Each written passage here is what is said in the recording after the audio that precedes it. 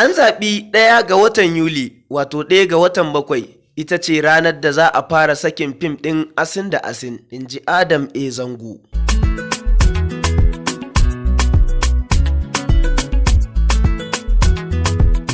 Ɗaya daga cikin manya-manyan jaruman shirya fina-finan Hausa, Adamu Abdullahi, wato Adam A. Zango, ya zaɓi 1 ga watan Yuli, wato 1st of July, ya zaɓi wannan rana a matsayin ranar da zai fara sakin fim ɗinsa na Asin da Asin. Wannan fim na Asin da Asin da jarumi Adam A. Zango yake ƙoƙarin sakewa a wannan shekara ta 2022. Fim ne wanda ya samu aiki tukuru tare da samun kyakkyawan ayyuka da kuma kyakkyawan labari a cikinsa. Shirin fim ɗin Asin da Asin ya sanya mamallakin fim ɗin, wato Adam A. Zango, ya fuskanci ƙalubale sosai kafin ya samu damar sakin wannan fim ɗin na Asin da Asin.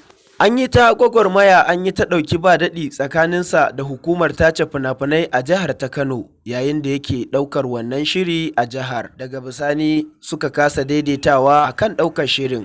Daga nan dai jarumi Adam A. Zango ya mai da ɗaukan shirin fim ɗin Asin da Asin a jihar Kaduna.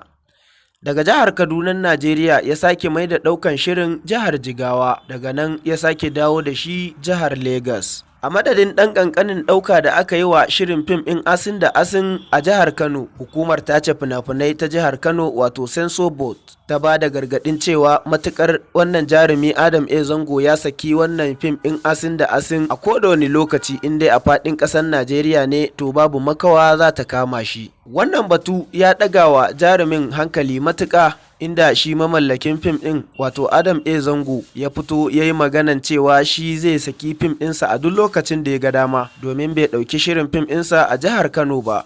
Har ma yake maganar cewa idan har ana tunanin ya ɗauki wasu sinasinai a jihar Kano ne, to ai kafin ya fara sai da ya bi ƙa'idodin da aka gindaya masa kamun nan ya yi. Fim ɗin Asin da Asin fim ne da ya tara gogaggun jarumai a cikinsa, kuma fim ne da ya tara sababbin jarumai kamar yadda aka saba a wasu fina-finan. Kowa da ya sani jarumi Adam A. Zango yana ɗaya daga cikin jaruman Kannywood da suke yin fina-finansu tare da sababbin jarumai. Tashar Muleka Kannywood TV ta yi tambaya ga shi jarumi Adam A. Zango ko menene dalilin da ya sa yake amfani da sababbin jarumai a fina-finansa.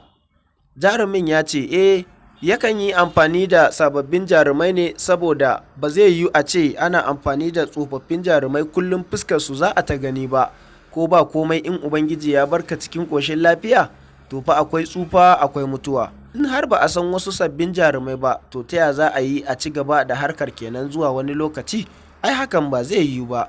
Amsar da jarumi Adam A. Zango ya bayar kenan.